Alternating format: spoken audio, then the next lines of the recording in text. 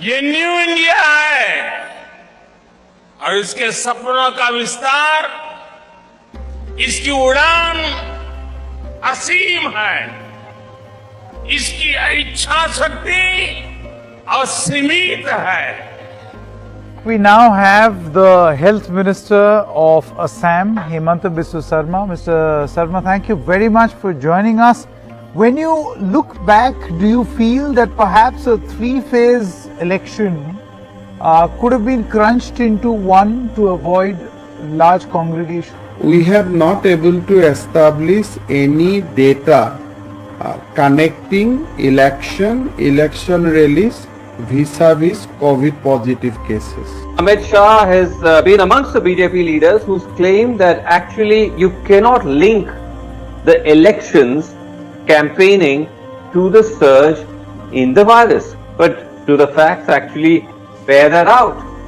If you look at the rate of growth of the virus, it has doubled in West Bengal over the past 3 fortnights. It's jumped from a growth rate of 200% to 400%.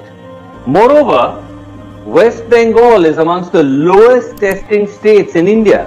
So it's even hard to gauge the true spread of the virus. लगातार वहां पर road shows और चुनावी rally संबोधित करने का सिलसिला जारी है। कोरोना की खबरें नहीं आती। वजह ये कि अगर पिछले साल अक्टूबर के आंकड़ों पर आप ध्यान देंगे, पिछले साल अक्टूबर में हम कितनी टेस्टिंग कर रहे थे और इस साल कितनी टेस्टिंग कर रहे हैं, तो पता लगेगा कि जो चुनावी राज्य हैं वहां पे तो टेस्टिंग आधे में आ गई है। सरकारी वेबसाइट के आंकड़े आपको बता रहा हूं। पश्चिम बंगाल में 1 अक्टूबर पिछले साल 2020 43,854 लोगों की टेस्टिंग हो रही थी। 5 अप्रैल का आंकड़ा आपको बता रहा हूं 26,000। असम में जहां 39,780 अक्टूबर में टेस्टिंग हो रही थी, अब टेस्टिंग है 17,605, आधे से भी कम। तो क्या हम जानबूझकर टेस्टिंग कम करा रहे हैं? लेकिन इन्हीं सब चीजों के चलते हुए जब सरकार से ये सवाल पूछे गए तो सरकार का ये कहना था कि देखिए दूसरी लहर उठी तो है, लेकिन ये लहर उतनी घातक नहीं है और अब हमें व्यवस्था भी मालूम है, अब हम जानते हैं कि कैसे निपटना है, हमारे अस्पतालों को पता है कैसे निपटना है। लेकिन क्या तजुर्बा है और किस चीज का तजुर्बा आ गया है? क्या आंकड़े छिपाने का तजुर्बा आ गया है? क्रीमेटोरियम है जहां क्रीमेशन होता है, वहां अगर आप देखते हैं और बॉडीज को गिनते हैं तो आपको लगता है कि यार ये जो स्टेट जो फिगर रिपोर्ट कर रहा है जिससे ये आंकड़े बनते हैं, सरकारी आंकड़े बनते हैं, उसमें तो जमीन आसमान का फर्क है। पहली बार इतनी विवश दृश्य हम लोग नहीं देखे थे। बहुत कष्ट हो रहा है देख करके। बनारस में जो है कि इस प्रकार की लकड़ी का अभाव हो गया, जगह नहीं मिल रहा है, लकड़ी नहीं मिल रही, बहुत ही समस्या है। लाइफ में आज हमारी 48 साल अवस्था हो गई, लाइफ में ऐसा दृश्य भयावह हमने कभी नहीं देखा है। सोचा भी नहीं था कि एक साथ 20-22 डेड बॉडी जल रही है, 15-20 लाइन में है, 10-15 ठो आपके जो इसमें लगी हुई है इलेक्ट्रिक वाले पे। ऐसी ही एक जांच पड़ताल हमारे सहयोगी अनुराग द्वारी ने की मध्य प्रदेश में। उनका ये कहना है कि वहां पर एक क्रीमेटोरियम है जिसका नाम है भादबाड़ा और वहां पर कल एक क्रीमेटोरियम में 37 लोग कोविड की वजह से उनके लास्ट राइट्स हुए और जो पूरा डेथ टोल है पूरे राज्य का वो भी 37 थी। ये कैसे हो सकता है? यानी कि सारी मौतें जो मध्य प्रदेश में कल हुई वो सब इसी क्रीमेटोरियम से थी। Sample this. On the 8th of April, 41 bodies were cremated in Bhopal under the COVID-19 protocol. But the medical bulletin that day said that there were 27 deaths because of COVID in the entire state. On the 9th of April, 35 bodies were cremated in Bhopal. 23 as per the government bulletin in the entire state. और ये एक प्रदेश की बात। ये हमारी व्यवस्था है।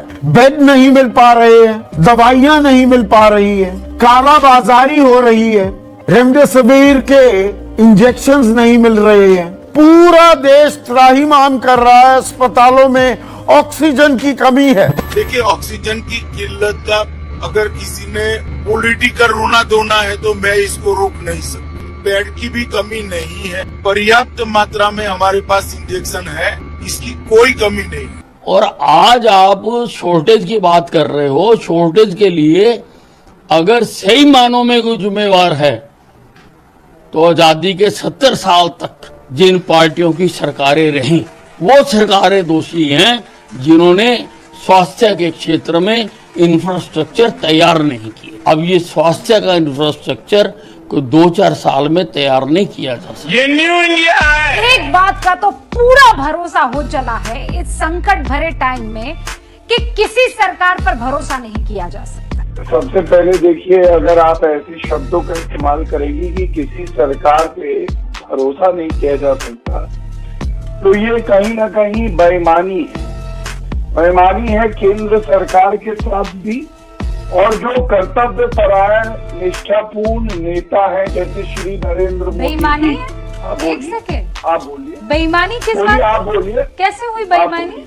अगर आप सुनेंगी तो मैं बताऊंगा। नहीं, आपने बेईमानी शब्द का इस्तेमाल किया और मुझे घोर आपत्ति। अच्छा, चलिए,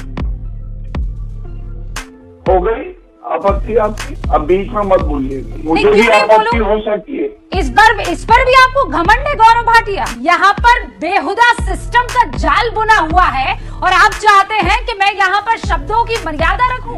आपने वो तस्वीर देखी है, वो माँ की कदमों में बेटे की लाश पड़ी हुई, वो तस्वीर देखी है आपने? और आप यहाँ बैठकर कह रहे हैं मैं बेईमानी कर रही हूँ। आप अभी भी इस घमंड में बैठे हुए हैं गौरव भाटिया कि हमने बहुत शानदार काम किया है।